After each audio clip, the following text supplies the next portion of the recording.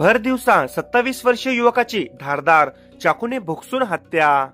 यवतमाळ येथील घटना आज दिनांक 3 जून 2025 रोजीच्या संध्याकाळी अंदाजे 5 ते 5:30 वाजताच्या सुमारास यवतमाळ शहरातील चांदणी चौकात जिल्हा परिषदेच्या पशुसंवर्धन विभागाच्या इमारतीसमोर एका 27 वर्षीय युवकावर धारदार चाकूने सपासप वार करून त्याची निर्मम हत्या केल्याची घटना घडली आहे। सदर हत्या ही पूर्व वैमनस्यातून घडली असल्याचे बोलले जात आहे। मनीष शेंद्रे वय अंदाजे 27 वर्ष, राहणार रमाईपुरा पाटीपुरा अशा हत्या झालेल्या तरुणाचे नाव आहे।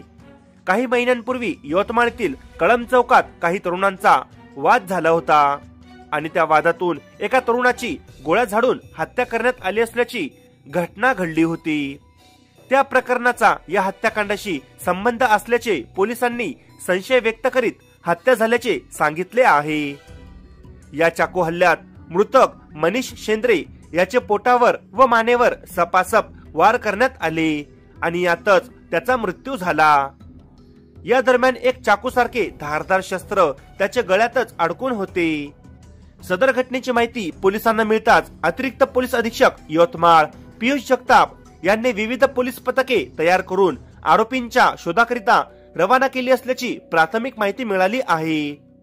लवकरच या घटनेसंबंधी अतिरिक्त माहिती प्रसारित करण्यात येईल।